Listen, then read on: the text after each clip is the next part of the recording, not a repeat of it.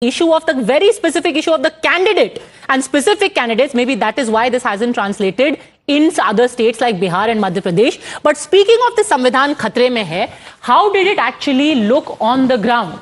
The Dalits, how they moved away. Remember, in 2019, the big story of the election was OBCs, tribals, Dalits. They all got together and voted for the BJP. But this time in Uttar Pradesh, you had the 50.74% vote, Dalit vote, coming down to 42% for the BJP. In comparison, the 23% Dalit vote. This time, imagine Yadavs and Dalits voted together for the Samajwadi Party. From 23.59%, the Dalit vote for SP Plus went up to 43%. Almost double. It doubled. Look at this. BSP, which was the party of the Dalits, their vote came down to single digits. Take a look at how this happened across India. That was the data for Uttar Pradesh. Samajwadi Party and Congress, they doubled their vote share among Dalits. Across India as well, this trend actually continued. The NDA's vote among Dalits, it remained constant. They actually gained, to be fair, across India. Because you've also got states like Andhra Pradesh, Odisha included over here.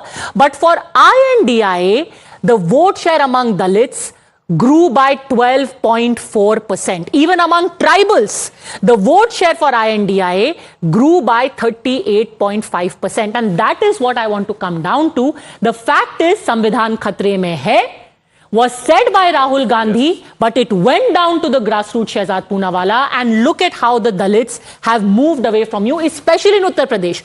Look at how the data is different across India and in UP. In India, your Dalit vote share remained constant. In UP, it reduced by 10%.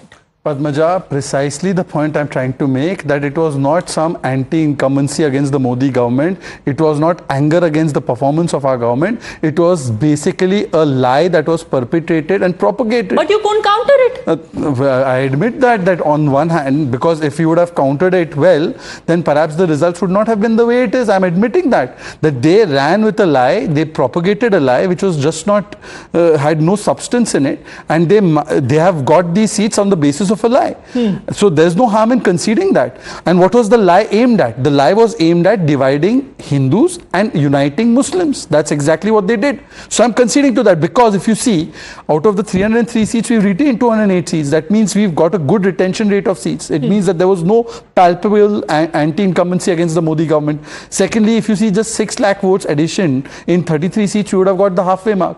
So that's what I'm trying to tell you, that there was nothing wrong against the government. This is not a mandate against Modi. It is actually a mandate stolen by us by peddling the most atrocious lies, which they did even in the case of the doctored edited video of Amit Shah ji, which they brazenly came and defended. Okay, Sanjay Jha, this wasn't about anti-incumbency. It was Muslim consolidation plus a lie that some people bought into.